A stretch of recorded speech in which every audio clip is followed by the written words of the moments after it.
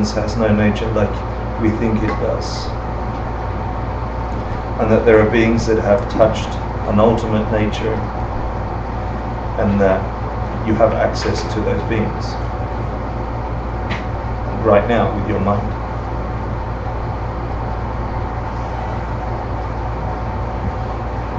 Fred, do you have your drum? Yeah. Can we play? You want to come hang out?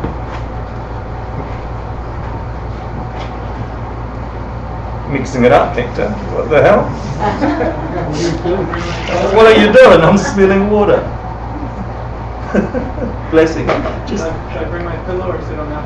Yeah, you can bring a pillow if you like, yeah.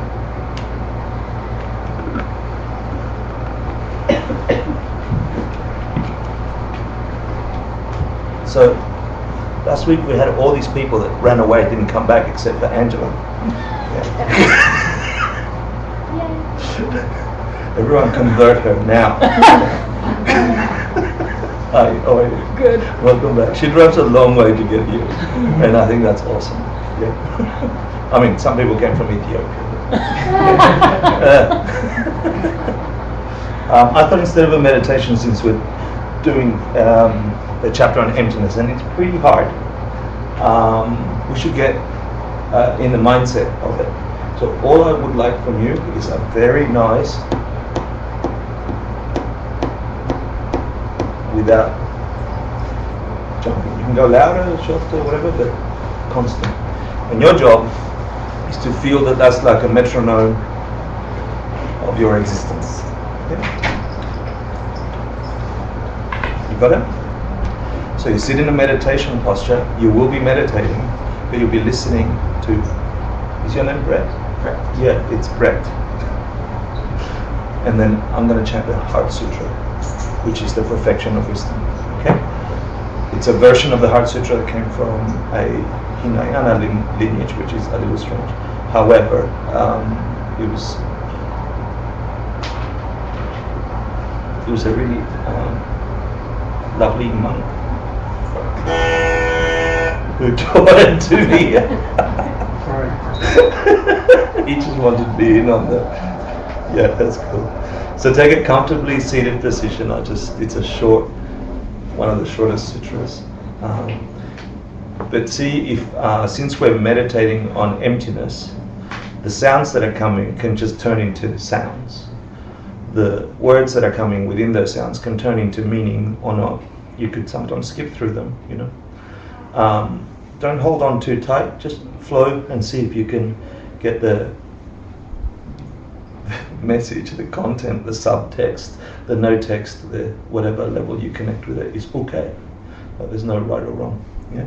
So the job for you is just to be completely aware. Meditation is just see what your mind is doing.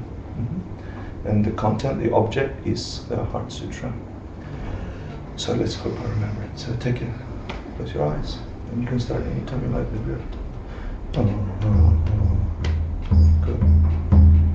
Hariya Bodhitishvara Bodhisattva doing deep prajna paramitas, perceive the senseless emptiness of all five aggregates.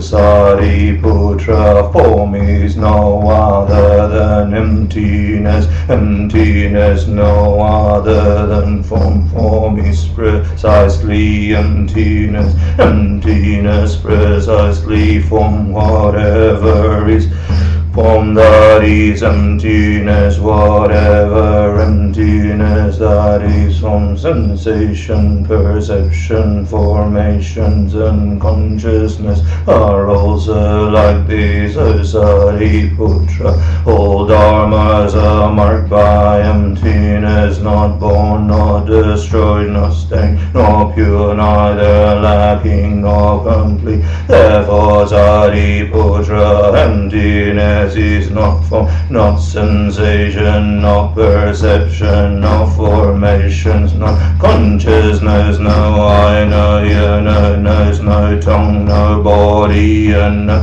forms or sounds or smells or tastes or touches or dharmas at all. No realm of eyes until we come to non-mind consciousness realm. No ignorance and no extinction of ignorance until we come to know old age and death, and no cessation of old age and death, no suffering, no cause, no cessation, no path, no wisdom, no attainment, and no non-attainment. Therefore Sariputra, caused by non-attainment, Bodhisattvas by relying on prajna paramita, have no obscurations of mind with no mental obscurations. They fear not, they have righted what is inverted, and instantly attain nirvana. Awakened ones of the three times, all by relying on prajna paramita, awakened to perfect unsurpassed awakening. Therefore know the prajna paramita mantra is the greatest mantra, the supreme mantra, the incomparable mantra, which allays all suffering. True, this is not deceptive. Therefore set forth the prajna paramita mantra, set forth this mantra and proclaim gate gate para samgate bodhisattva.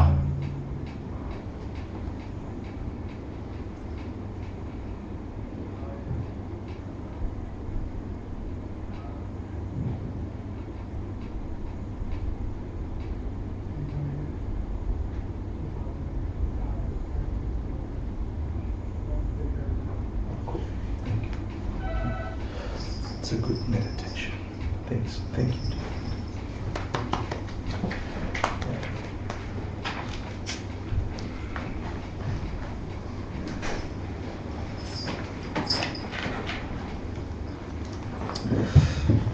So do we have the homeworks and quizzes?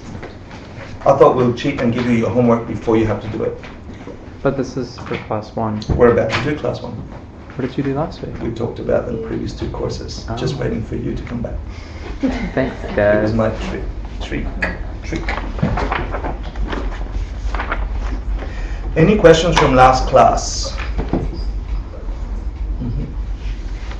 Any comments? Because I asked you if you could, going home, you could think about 2 realities, right?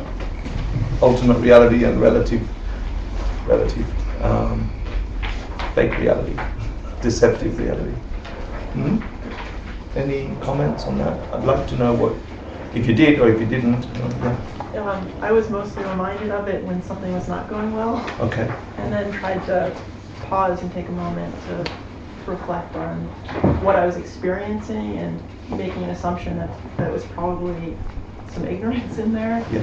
and so not knowing necessarily what to, just sort of observing it and actually taking a little bit of comfort in it too, and like not grasping too much to my Okay.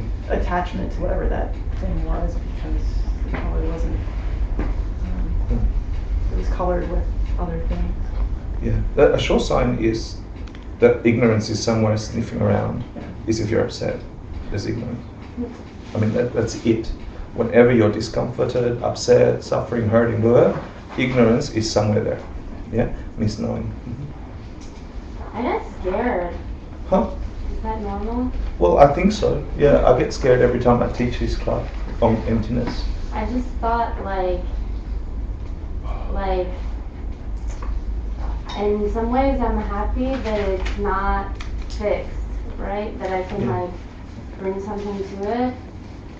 But at the same time, like, I can't even really wrap my brain around what it means that it's like not fixed, that it lacks its own ness about it. And then I'm like, I don't know if I can make this amazing, you know what I mean? Yeah, yeah. And Okay. like, I don't know, it's good, but it's intense, man. No, you're right, Sarah. And it is. And that has power. Okay, the intestines has power. Who wrote Spiritual Materialism? Shogun Trungpa. Right? Trungpa, right? He said the bad news is that there's no ground. Right?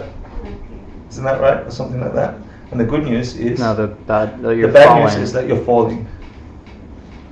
No? No, you're falling. The bad news is that there's no... The good news is that there's no ground. Oh yeah, that's what it The is. bad news is that you're falling. The good news is there's no ground. Ever. For you to hold on to. Uh-huh. Fly. Uh-huh. Yeah. Thanks for helping with that. Yeah. A number of days I remember we had homework that was planted, but I forgot what the homework was. Cool. But what did happen this week, and I even was reading Zen books. For some reason I was cleaning them out, looking at them and reading them. But in the shower I had, after cleaning up and throwing things away, Mhm. was the discrepancy between my visage, my reflection in the mirror, and turning away and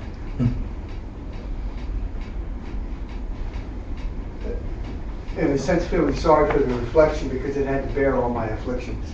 So I wasn't, the look was appropriate to itself, the age, Yeah, it was a thing. whatever is going on, and recognizing that the reflection is not to blame. And point is there's a gap opening up at times. So the self-criticism is fine, because it was acknowledging, as it were, superimposing on the other. And in this case, the other is not another person necessarily, but my reflection. And in fact, my reflection is more of a relationship than any of you are with me. So, in a sense, there was no difference. So there's a split there to be taken advantage of. And there's a lot of, I don't know, it is empty in a sense of, in a nominal sense, it's empty of I would say, sort of this I know or absolute quality that we have about ourselves. Because I now have doubts with myself, about what myself is. Really, you know, and what. Yeah, I think that, thank you for that. I think for any of us who have experienced waking up from a very vivid dream or getting woken up by friends and family of an addiction, be it physical or mental or behavioral, or being slapped around by a teacher or like a school teacher or something, that you're doing something that you're not even aware of. That process, that gap, that disconnect occurs at the very beginning of recognizing that there's something to be shifted. Yeah. In fact, the whole gap sensation and the pain or the weirdness can come from it's already in the process of unraveling. The fact that you're even thinking these things. So. May I add one more thing? Yeah. The point is that my reflection as I appear, as I would normally always think I am, like this, is in fact the good fellow. The coward is the one that hides behind it and uses myself that way. So I'm responsible. It's like the inner child, you know, like, well, you're going to take it, okay, fine. Yeah. And yes, perhaps. I don't know if you understand that. But it's as though I must take care of myself with as much compassion now, because it's not me anymore. I am actually something else. Thank you. So when we talked about anger last class, I was like, oh yeah, whatever, like I've already looked at this part, and I haven't felt anger too much recently, and that's kind of what was going on through my head, and I was like, oh, I've made all this progress.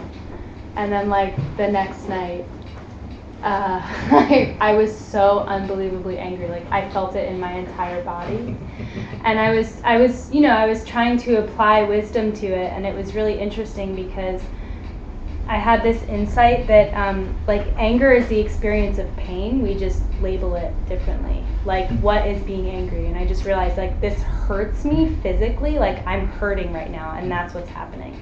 And I tried to have this like sustained just experience of it without reacting, and I was actually capable of not reacting, but it didn't go away. Like it was probably like a half an hour, and then finally I was like, okay, I'm gonna allow myself to like kind of distract myself a little bit away from this sensation. But it was really interesting to actually sit with that and think about these teachings while it was happening. But I reminded myself, like, don't be like you're not angry at this individual or these individuals. It's an experience of it, of energy that you're labeling as anger, which is actually more like pain. That's so cool, Rachel. Yeah. Because if you think about it, you look at the wheel of life, and we're locked into these cycles, right? Karma teaches us that 65 times a finger snap, we're generating courses for more of that, potentially, or not. But if we're reacting to negativity with negativity, if that's the default, then that's 65 times, let's say that, how many of those in a second, 1 or 3 or whatever it is. So you can say 165 times how many minutes in a couple of hours, you said, or half an hour? It was like 30 minutes, 30 but then minutes. it kept coming back and going. Sure, and every one of those things is you changing the impulse to generate more samsara, more pain, into the resistance or the observation or the effort towards wisdom. Just by the mere fact of resisting, is a virtue by itself. So just that alone is already beyond what normal people on the planet get to do, in a real sense, in a very real sense. So, and the same with you, Emily, just observing. The only thing I want to add to yours is, when I first heard these things, I was pretty, I still am a little bit dumb, but I was pretty so all I could think of was walking down a perpetual road with the trees moving past, and behind every tree I couldn't quite see it, there was emptiness, right? It was like really small-minded. Eventually I began to have the experiences you're describing, and I mostly associated it when things went wrong. For many years I began to associate it with trouble, and it makes sense because we're always talking about the first thing the Buddha said, life is suffering, suffering, suffering, suffering, suffering, suffering. We want to stop suffering, we want to run away, blah, blah, blah. So we're always labeling the development of our mind in relation to stopping suffering.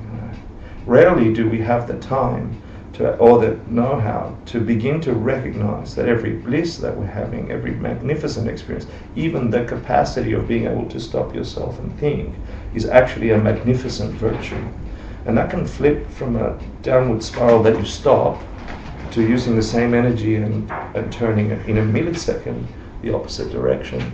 So if you could jump and start thinking of what emptiness is or means, or how you experience it when magnificence arises, when beauty arises, when good fortune arises, when air goes through your nostrils again. It doesn't belong there, it doesn't have to go through there. It can stop in a cough. It can stop in a millisecond. It can just stop.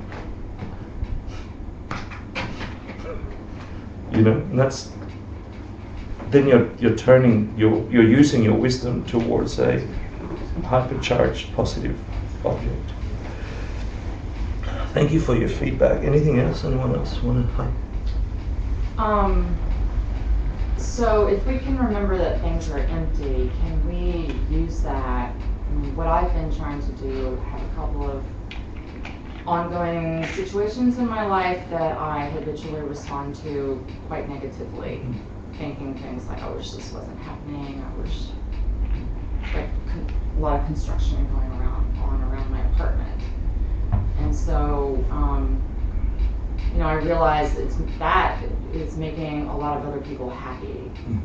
And so I'm trying to rejoice in the fact that the noises that I'm hearing around me, even though they're unwanted, are actually positive noises. They could be, I'm not in a war zone, for instance, right? Like, I'm hearing people who are working, they have work, they're eating, they're having a good time, they're working towards what they feel is a positive future.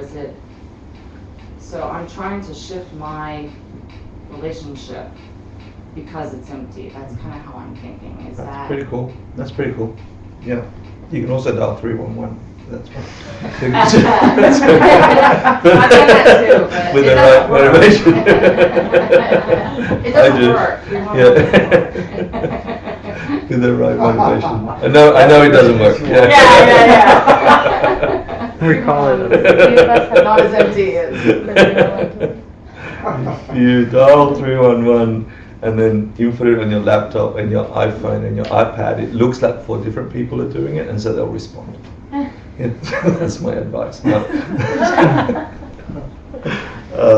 no, that's correct. At the end of the day, whatever is arising is arising.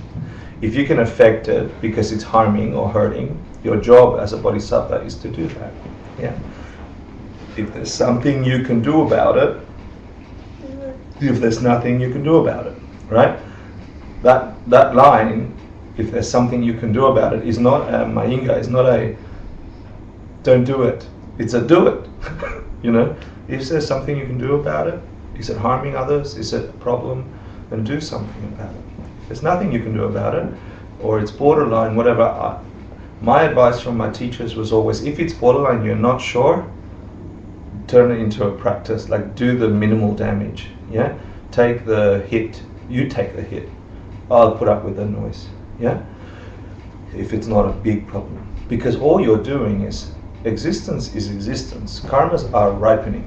They are real. It's fake real, but it's real. So you're not going to stop it now that the concrete is setting. Yeah, but your relationship to it, your response, what you habituate default to become, will become your reality. And with that, and joy, so understanding that wisdom, acting on it, karma, dependent arising, joy, turning that on, yeah, dedicating it, expanding it. Okay, cool. So last week we just reviewed the Bodhisattva Charvatara to date, course 10 and 11. And I gave you a hint that, I told you that this was going to be about wisdom, about describing what emptiness is, and giving you the tools to make contact with that reality.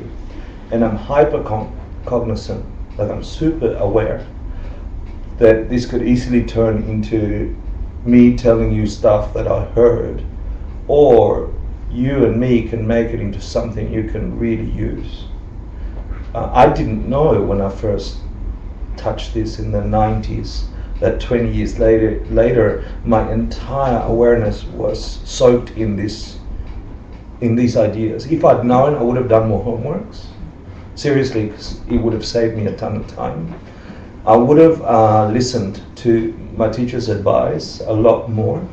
So one of the advices from Geshe Michael when he taught his course was, it's hard. If it was easy, you'd all be enlightened.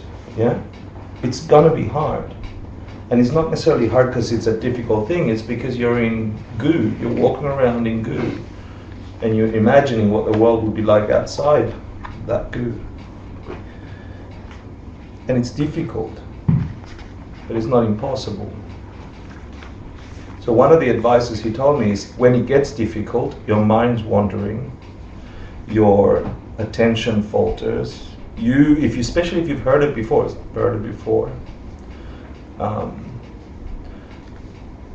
whatever it is your mind is not engaging with it in a way that it will serve you later correctly. Yeah. Honestly, if all things were equal, I don't care if you get it or you don't get it. If I wasn't trying to become a bodhisattva myself, I don't care. If you choose not to, why should I care? Of course I do, right? But what I'm saying is, don't do it for the fact that you're in a group together and you're a teacher student and you want to get a good mark on the course, or you want to be a good person and you want to have a good samsaric experience of life. This is beyond this human life, what you're learning. Yeah, you will at some point stop living this life. And you will, according to this, you will continue existing, or something in you will. And that will determine what that being is going to experience. And that being is the continuation of your consciousness. And so what are you putting in that soup? If you get to that, if you get to understand this, if you understand that in the entire pantheon of mental experiences that a human can have, the entirety of all the discrete experiences a human mind can have, within all that, in some tiny corner, is this one 20-minute experience called seeing emptiness directly, the direct contact with our reality that we're actually swimming in but we can't see. And that 15-20-minute connection directly can alter radically, completely the way you experience being. And then you wake up from the dream. Yeah? And you have in that moment a realization that there was absolutely nothing you had ever done before that was as accurate and as correct and in relation to truth as that was. That every other way of thinking about emptiness or goodness or negativity or humanness was just really a boo-boo. Yeah? It was a mistake, and that you're going to have to figure out how to undo them. But with a certainty like that, your entire life can shift. Yeah? Now you don't get to that, he'll explain, you don't get to that just wishing it or just sitting in this class or because you're cool New Yorkers that you've met the first American Geshe or that you read 16 books or that the Dalai Lama touched your cheek or, you don't get it just because it doesn't come to you from outside. You make it. You generate it. And yet it's nothing to generate. That's the other thing, you got to work that out. And so understanding that sitting in this class is truly for you in a way that no one can tell you, no one can do for you, even though many beings would love to. If your own mothers understood this, out of all the things they would wish for you would be this. Nothing else.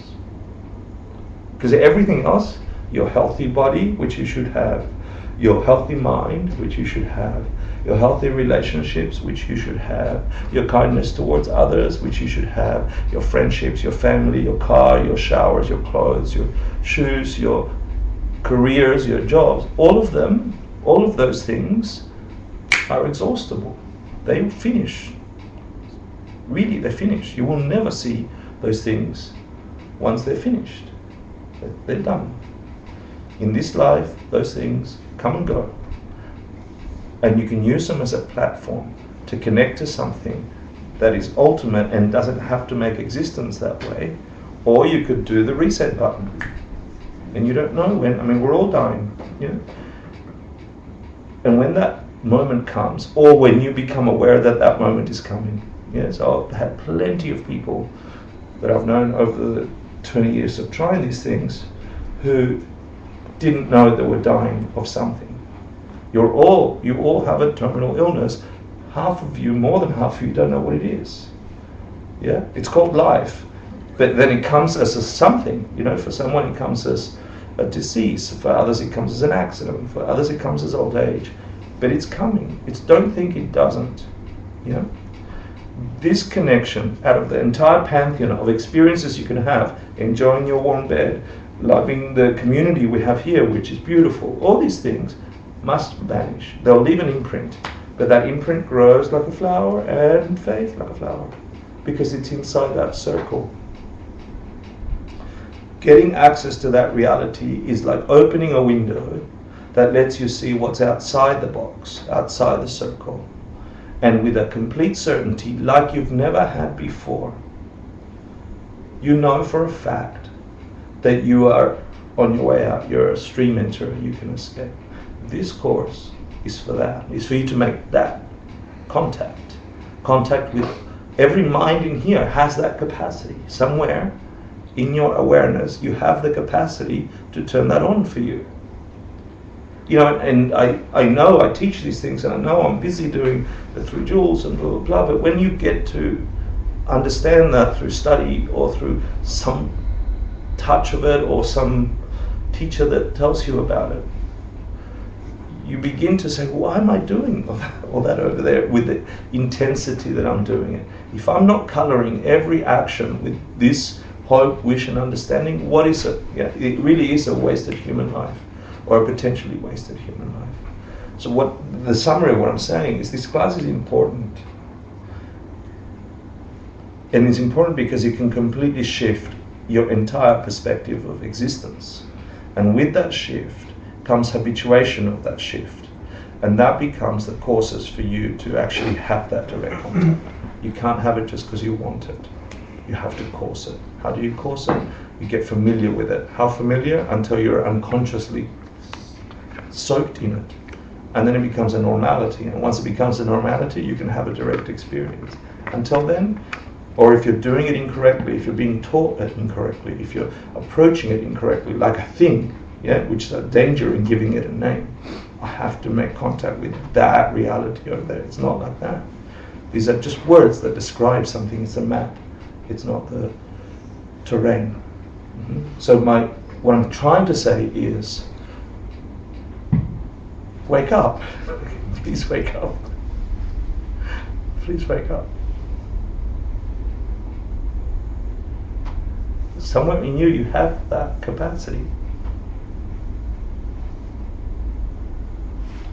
So the chapter begins, well, we start this by talking about, okay, what is this thing we're trying to make contact with? And then we'll go into that, explaining the first lines of the 9th chapter, and then we'll go into how does that relate to escaping suffering or getting out of suffering. And then we'll go into understanding this double reality we're living in. Yeah, that'll be today's class.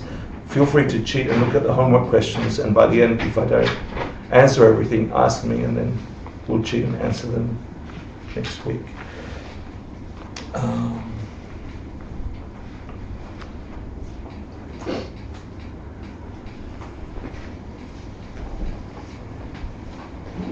That's right. I didn't even tell you the advice. I said, oh, my teacher, if it gets difficult, which is where I began that rant, if it gets difficult, which it can, the advice from Geshe-la at the time was the Tibetans, without any kind of Dharma education, and you've seen this if you've come to Kathmandu with us or Nepal with us. Actually, there's a photo of Jacqueline with this thing I'm about to tell you. If there's something going down, like a special teaching on emptiness or a special instruction or a puja or something profound, the locals, they might not understand the philosophy, they might not get it, but they sit there, they go there and they sit. They just sit. And they close their eyes and they just get the blessing. Because that will turn, those sounds will eventually, if you do that enough, that will turn into an understanding. Meaning, oh, I've heard those sounds, or I'm in this place. And that will create the causes for you to get an understanding. There's that picture of you sitting at the back of the monastery, and there's this Tibetan local just sitting there getting the download. Yeah? So if it gets too hard, your mind gets distracted, just think, I'm getting a download. Because someone, out of all the things that we could be discussing, is talking about the thing, capital T, TT. The thing that can change everything. And you have that thing in you. Yeah, that's my TED Talk. I really was. Funny. Okay. Do you remember, or did I say last week, the definition that is in the texts for wisdom or emptiness? Because they're synonyms, right? That's the other thing. When I first started this thing, wisdom means emptiness, right? How so? I thought wisdom was a guy with a long beard that knew everything, right? Challenge that thing. Wisdom is understanding something, right? Wisdom is this thing we call emptiness. Does anyone remember the definition, or did I not say it? Did I say it last week? No? Okay, so let me give it to you. Dungang Shik Nyung Sung Du Tokpe Drima Serpa Jepa, which means the object which is that object which is such that if you realize it directly, allows you to finish off all of your impurities. That object which is such that if you realize it directly, allows you to finish off all of your impurities.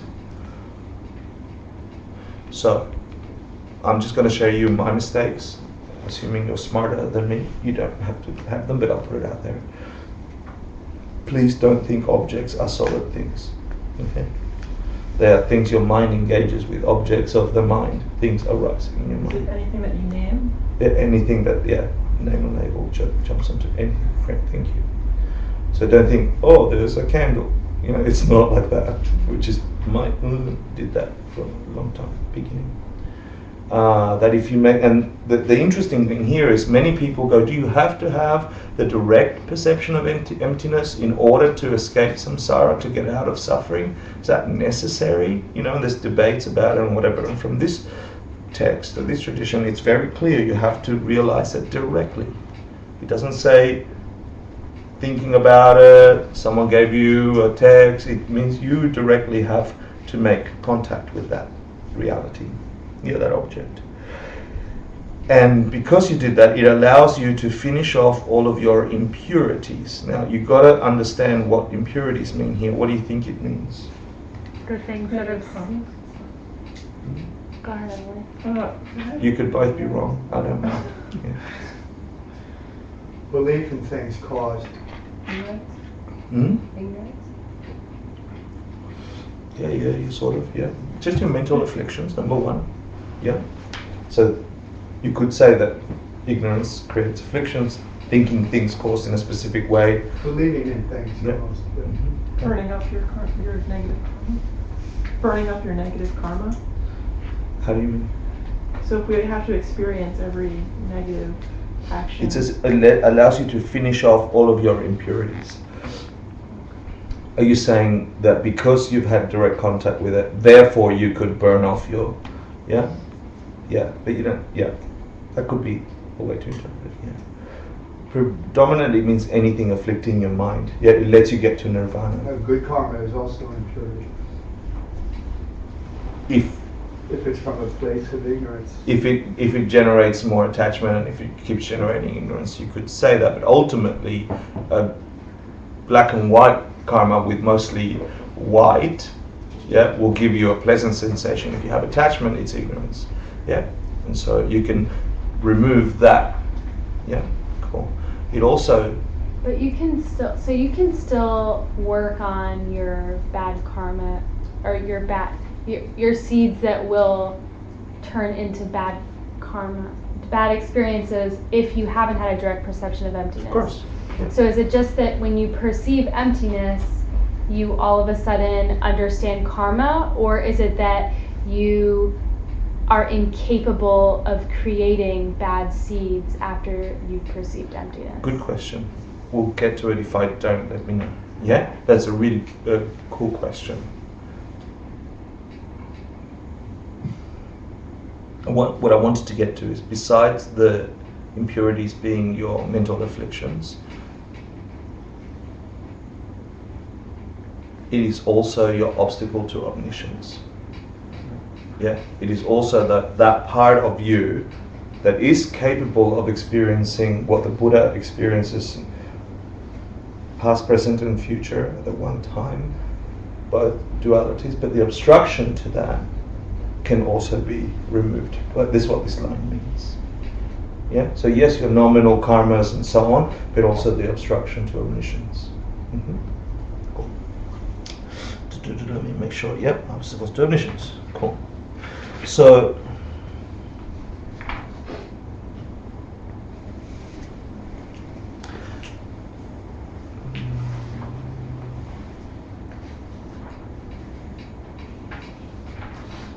all the texts say that you can only have this contact or connection with this reality in a state of deep meditation.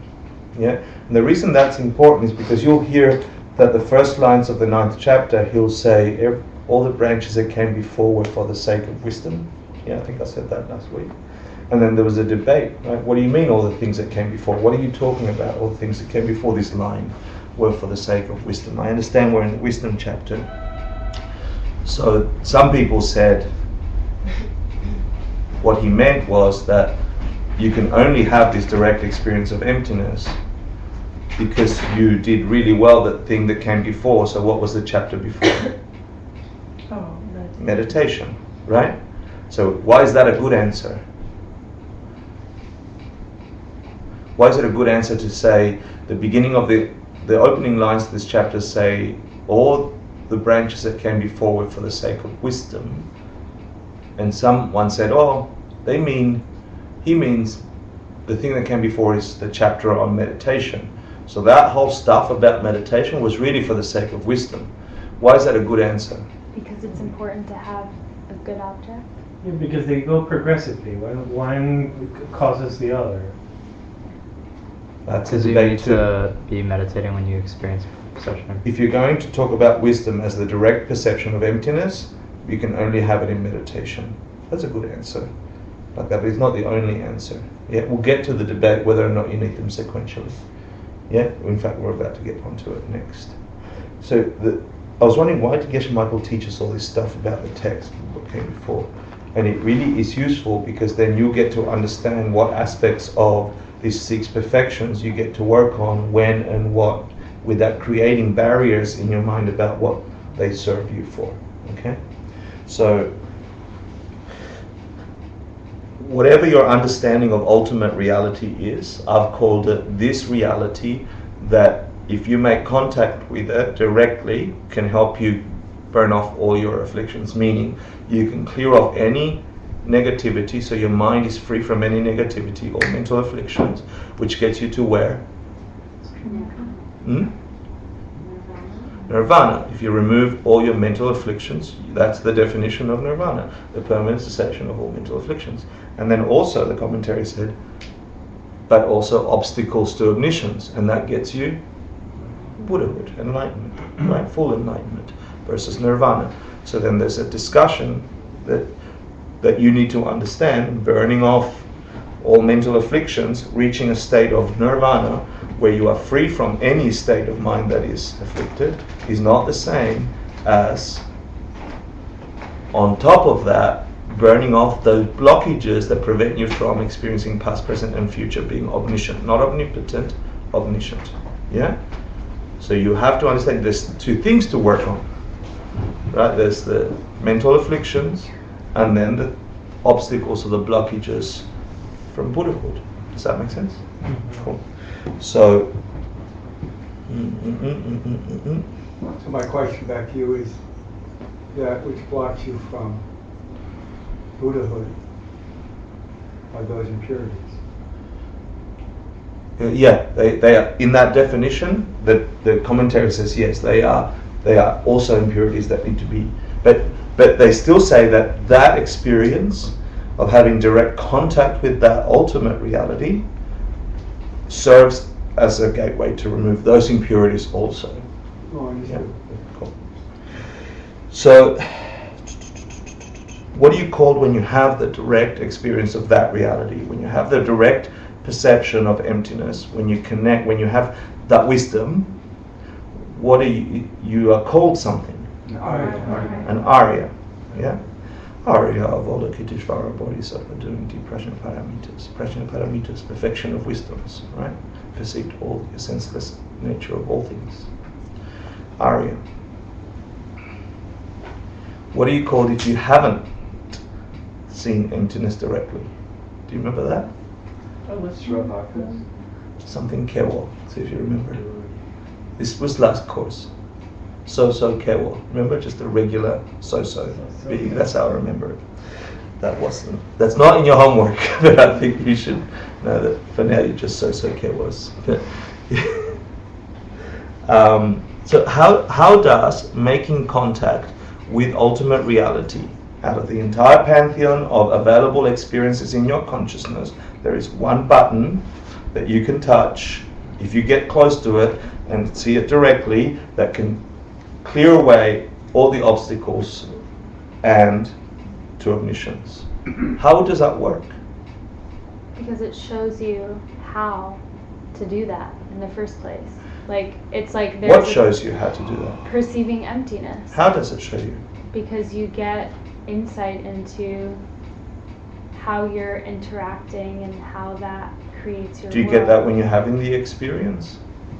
Well, I don't know. That's kind of like what my question is Cool. with you. Like, I don't understand if it's, it seems that it's not sensory. Cool. It seems that it's extrasensory, It and that it kind of removes all your annihilates the need for the senses. Does that happen while you're having the experience? While, or are you asking while Yeah. or after? Yeah. No, when you come out of it. Yeah. After. So check what you're knowing about this experience, right? We're defining an experience here from thousands of years of beings who have defined it. I'm not going to give you an answer yet. I want you to ask the question in your head. As I recall, Yeah. when you're having the experience, you're not aware that you're having the experience. Correct. You're You can't aware be. when you afterwards. Yeah. Okay, cool. And then you have no doubt, right? And you remove your doubt. Cool.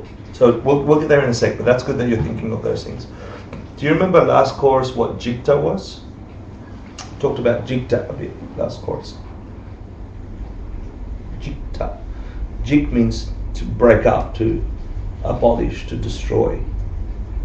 Ta means view. Do you remember Is it Jikta. wrong view? View of destruction. the view of destruction? Question number 1. Yeah? That's our first question. Oh, cool. Yeah, thank you. You've been cheating on the homework. Yeah? Cool. Thank you for doing that. Jikta. What is jikta? Do you remember from last course? The view of destruction. It's knowing that things are knowing that things are impermanent. Is it? The view of destruction is? Know that things will be destroyed, things will end. No, it's called that because of that. Huh? The view of destruction is your dumbass head saying things are permanent. Things are fixed. Things exist out there, separate to my perception. It's wrong view. It's wrong view, correct. Jikta is a wrong view. Jikta is what we have. We have jikta. We have the view of destruction. I'll tell you why it's called view of destruction in a second, but jikta means that when you look at an object, and look doesn't mean visually only, right? When you hear sounds, when you sense your stomach, when you taste food, when you smell things, you think the taste, the smell, the touch, the sight is out there forcing itself onto you. This is what you have. This is your disease. This is my disease. This is samsara. Everybody inside that circle has jikta, has this view of destruction. And it's called view of destruction. Do you remember last course? Why? There's two. You started it. There's two reasons. And you've got to understand that because we have jikta, because we have this view that tells us incorrectly that things are out there, separate from me, nothing to do with me, I'm not a player in this thing, I felt bad when you looked at me just then, and that's your fault. Yeah? You are responsible for my bad feelings now. That's jikta. Yeah? I've got nothing to do with my bad feelings. You made them inside of me. How dare you do that? Now I'm going to punch you. Yeah? And I begin a chain reaction of events that will just create more people looking at me that way, and I want to punch more of them. And I just begin to grow that habit. Jikta does that to us. It's funny because jikta, this view, this worldview that we all possess, begins quite innocently. Like it's just stuff out there. That's no problem. Until out of the 12 links of dependent origination, we get to feeling. The thing of feeling, which is the link where the eye is pierced with the arrow. When you have a feeling, if you have jikta, jikta tells you in your ear, he made you feel that way. Yeah, you don't understand reality.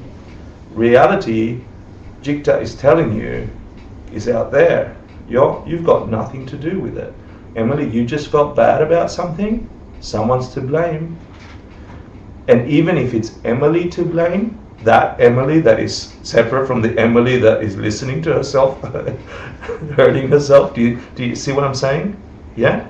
Even that self-constructed solid Emily is to blame. Even if you think yourself is to blame, yourself is to blame, you're missing. Jikta's got you by the cojones. Is that Tibetan? Cojones is Tibetan. Cajones, which means drawers, right? Or boxes in Spanish. Los cajones. Thank you, Javier. I can do multilingual jokes while teaching emptiness. Great. Yeah, you want to get out of the box. Yeah, thanks. You want to get out of los cajones. Thank you, everyone. Little funny joke now while we get emptiness, okay? Jikta's got you. You got me? Jikta has you. As soon as you think things are out there, that's Jikta. Jikta is called the view of destruction because of two things. Two reasons why. This was last course. Two reasons it's called. But you've got to understand why it's called view of destruction. It should give you hope and it should make you identify it. Number one, it's focused mostly on me and mine. Yeah? It's focused, Jikta is focused on me, and mine.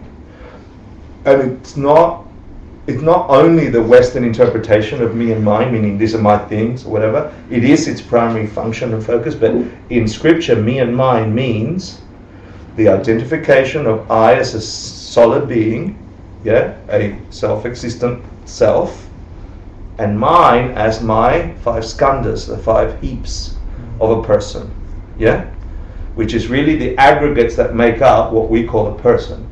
But in summary, that just means your body and your mind, your physical matter, form, sensation, perception, mental formations, and consciousness, or compositional factors, or whatever they call it. Yeah.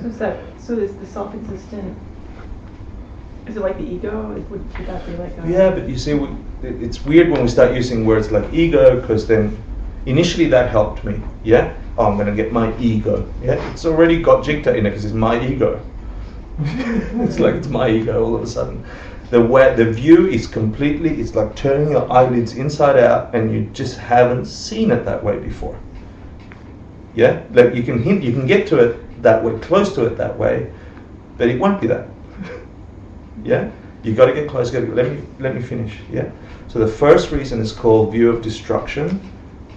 That Jikta, which is focused on me and mine. Yeah, the things that make up I and my parts, is that the things it's focused on, me and mine, will be destroyed.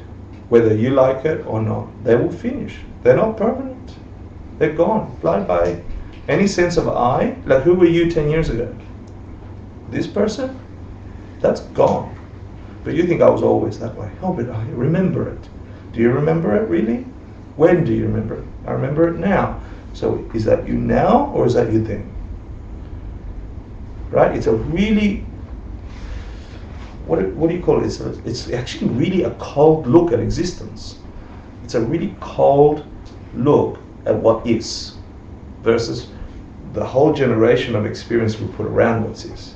Once you see that, you can choose what you generate, which was your question. How do I make this awesome? Right? Get concerned about how it's generated first. This whole magnificent existence, this exists. Not the way it shows itself to us, that's Jikta. But it is here. We are talking. Yeah, you are conceiving. But how did it come about? Unravel it. Yeah? Now, if you don't unravel it, Jikta will unravel itself. It's constantly going. Yeah? The view of destruction, this worldview we have, this ignorance, yeah? This mistaken view we have, which causes all our pain because we act towards everything incorrectly, because we have feelings, and based on that feeling, Jikta says, punch him or hug her. Want more, push away. I'm having a nice feeling, want more. Wrong way to get more. Yeah? If you understand ultimate reality. Jikta says, got to do that activity if you want more. You're just locked deeper into the syrup, mud, whatever the thing you want to imagine. So the first reason it's called view of destruction is because the stuff, the content it's focused on is just being destroyed moment by moment and all the time. You'll be destroyed, and all the things you want will also be destroyed. Yeah. The second reason the view of destruction is called view of destruction, do you remember? Or someone want to guess? Why would that whole view be called something that can be destroyed? You can destroy it. Because you can destroy it. That view itself, the glasses through which we see existence, that thing that seems so real to us right now, we can only see the world that way at the moment. We've only ever seen the world that way at the moment. You're hearing whispers from a complete different land telling you it's not that way. It's not that way. Lee, wake up. It's not that way. You're hearing whispers and your mind is trying to grab it with the view of destruction itself, right? That view itself, the whole experience of existence can be finished as soon as you have a direct perception of emptiness. The view itself is destroyable. You can destroy that way of looking at existence. Looking meaning experiencing. That's good news. It's lying to you. Wake up. Wake up. So the view of destruction gets smashed by the direct perception of emptiness. The whole thing that we'll study in these next 10 classes, in this chapter. The whole point of the chapter is to describe it to you. There's this, in the entire pantheon of your experience, or available to every single mind in this room, is a touch of ultimate reality that you can never look back. It's like the pill in the Matrix. Which color was the pill? Red. The red pill. Once you see that, you can not go back into the Matrix and believe it anymore. That's the relationship between understanding wisdom, understanding it in a way that gets you to have direct contact with that experience, and then once you do, you will be back in the glue. Yeah, you'll be back in the goo, but you can't behave towards it in any way like you ever did before, because you think, you know it's a lie. You know it's not that way. You know it's a dream. And then you know all the things you planted to do that. And that's what you said, when you come out of the direct experience of emptiness, you have no doubt. Now imagine a life with no doubt.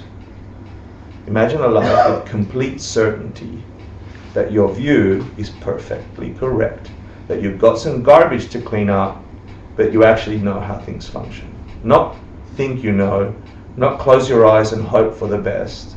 I mean, we have a dear friend who's fairly successful, owns lots of property, has an awesome partner,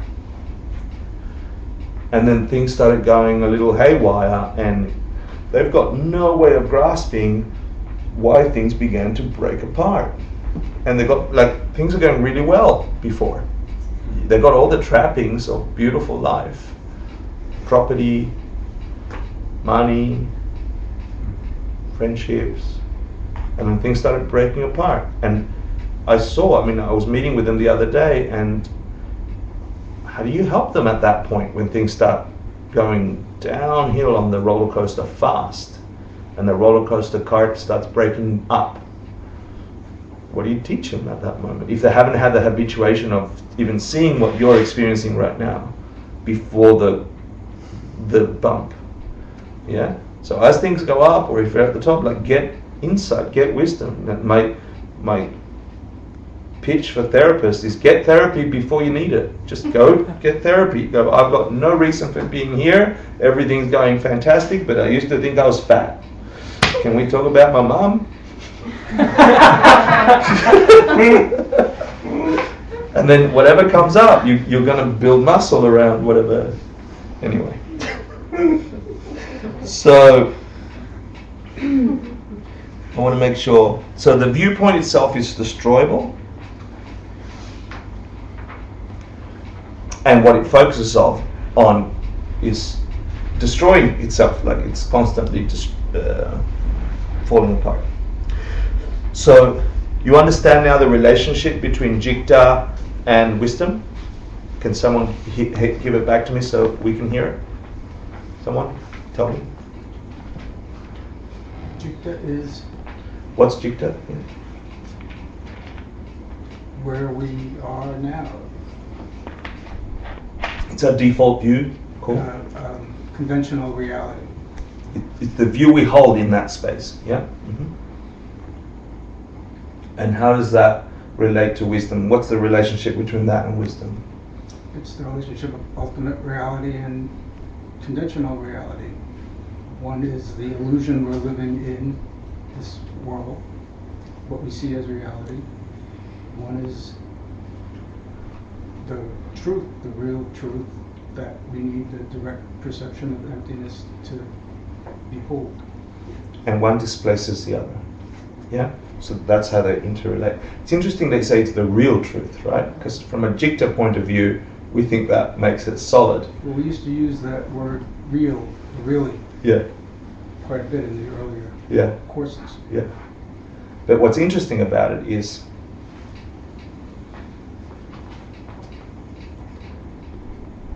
let's say that viewing the universe, the entire space of existence that your mind is capable of through that ultimate view is consistent, it's solid, it functions all the time.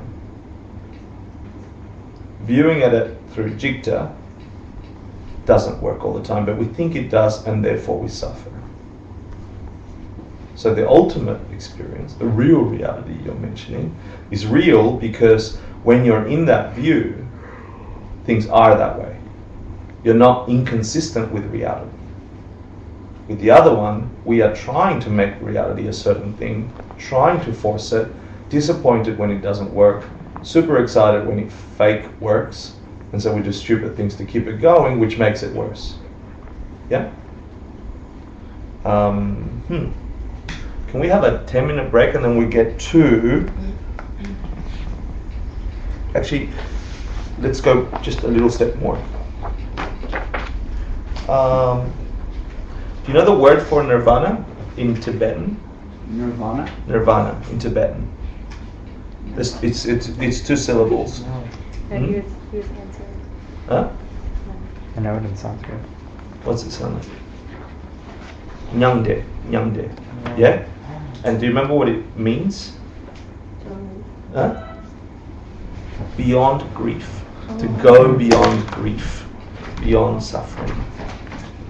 So when you smash Jikta and you have the direct experience of ultimate reality, which we'll get to, yeah?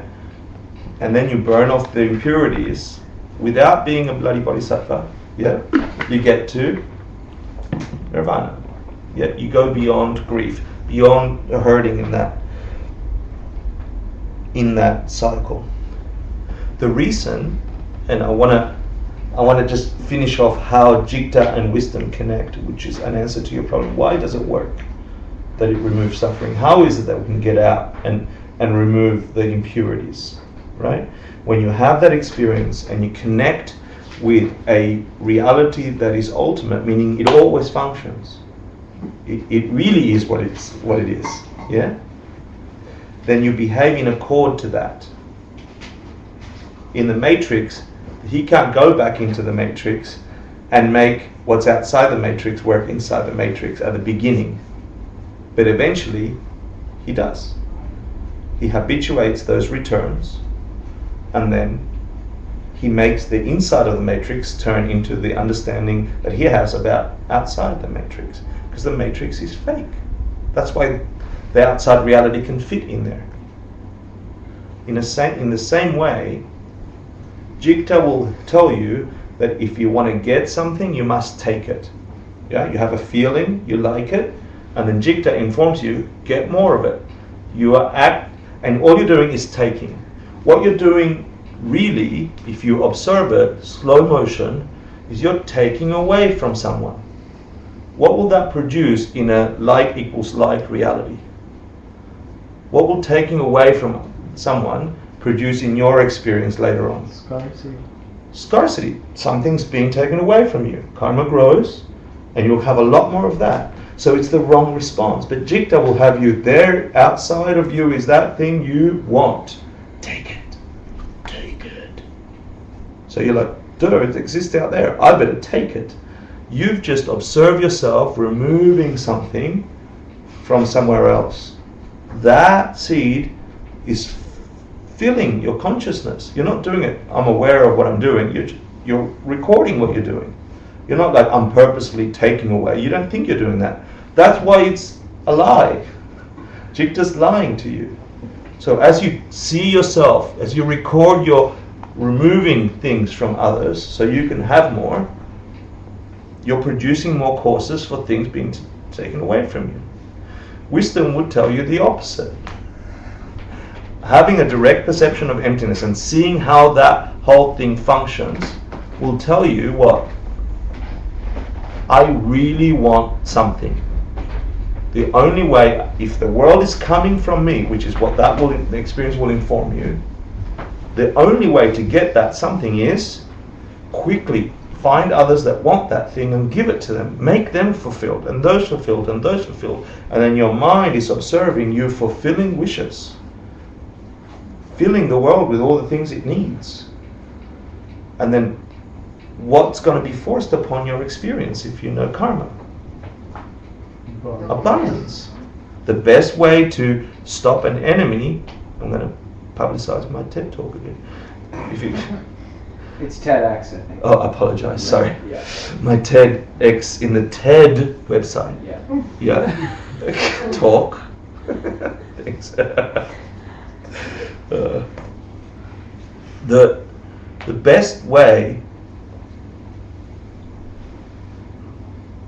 to stop a negativity in your world, is it to push it back? Is it to punch it in the face? Is it to be aggressive towards it? No. If you think about it, you're infusing an action with suffering already by wanting to harm something. And if the harm something is what remains, you must experience that harm something. It's so simple, we miss it. It's so tiny and obvious, and it's like there. And we miss it because we're soaked in jikta. Jikta will lie to you. It'll say the only way you can get rid of the angry boss is scream at it, trick it, lie to it, cheat it. What about the object of your mental affliction? Like if you treat your mental afflictions, which are an object that's being perceived by your mind in a way that's... Yeah, like Master Shanti like Davis says, go to war on them. Is that what Yeah. you mean? Yeah. He's tricking you to use jikta against itself. Yeah, he's talking to the intellectual in you, going, you got that power to punch something, punch the right thing. Punch the thing in the face. Like you're turning jikta to punch itself in the face. Right? Yeah.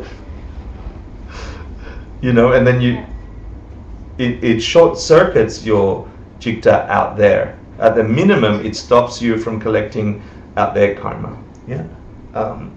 With objects out there. So jikta will have you have a feeling, like you have feelings. This is one of the main things in that wheel. It's got its own 12th link, whatever the 9th link is, or 8th link, 7th link, 7th link, 5th link, 7th, 4th, 3. It's you after a certain amount of courses, you have a feeling arise. We've discussed those courses in the karma course, etc. You have a feeling, and you don't have time because you're so used to jikta to analyze what that feeling is and what the appropriate response is. Yeah, because the roller coaster is going really fast. And so what do you do with that feeling? Jikta tells you, hey, it's easy. There's some money. Take it. Nobody's watching. Yeah? Just say that sarcastic comment a little bit because that'll show them what you feel about them. Just a little, like, if you're a good Buddhist, you can do really good sarcasm without anybody knowing. It's true. We have this terrible... Everyone knows when you do it. Yeah. It's true. If you're a really good Buddhist, yeah, if you've studied really, really well, your sarcasm can be really well honed. Really. People might even come after and say, you're so kind with your words. Yeah. Exactly. You know, you watch your mind. Jikta's got you by the boxes. Yeah. Cajones means big boxes, actually, literally. Yeah, cajones grandes, cajoncitos. Well, cajas means boxes. Cajones Yeah, means big cajon. boxes. Cool, big box. I like I like cajones. I like big box. Okay, so It's a rap song. yeah, it is. Jikta will have you interact with your world that way and creating more cycles, and then you're at the cycle again, and you're the roller coaster, and you're a roller coaster, and it doesn't end. Actually, It does. It has a reset button. And if Buddhism is not correct, you just die. Okay? That's the best. If Buddhism is not correct, if the Buddha wasn't correct in his view, all this is just nothing and you're dead. Bye-bye. Yeah? But you die being kind. That's right. But if you try this, you die being kind. That's cool. If Buddhism is incorrect, Yeah, I was just gonna say. what was that? What a waste! What a waste being kind.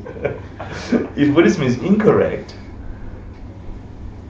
no. If Buddhism is correct, you don't stop, and you just used up a lot of goodness, and the next movement isn't that nice, most likely, because every breath is amazing, karma ripening. And I'm not saying it to scare you. I'm just trying to look at it as analytically and as cleanly as possible. Just look at yourself in comparison with the 7 billion humans and all the other creatures crawling on just this planet. Then look at your field of perception and see how many possible planets, and then look at time and space and how much possible sentient life there is in all existence. And you're just one tiny speck having a great time in New York City on Instagram. Well, maybe patience could be why are we in such a hurry to be afflicted? We'll have so many opportunities. Right. Yeah, that's really cool. I like that. Yeah, why be afflicted now? I can wait till later. Yeah. That's cool. So let's have a break. Do you understand? Wisdom is the answer. Absolutely. Jikta will have you continue the cycle. The relationship between the two, Jikta will be destroyed by wisdom. You can get to wisdom, I'll talk about it in a second. But the sure side that you're not in wisdom is you're angry, frustrated. Any mental affliction is filled with Jikta, a view that's negative, and it's causing you more of the same. That's why your response to start class was amazing. Half an hour of not reacting negatively is already a positive. It's like stunning on the planet. Who can hold themselves back? Not being angry or whatever, but analyzing the nature of reality.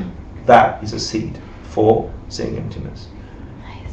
Yeah. Yeah, everyone rejoice. Not jealousy. No jealousy. Let's be back at 5 past or something. Yeah. Eat, drink, be merry.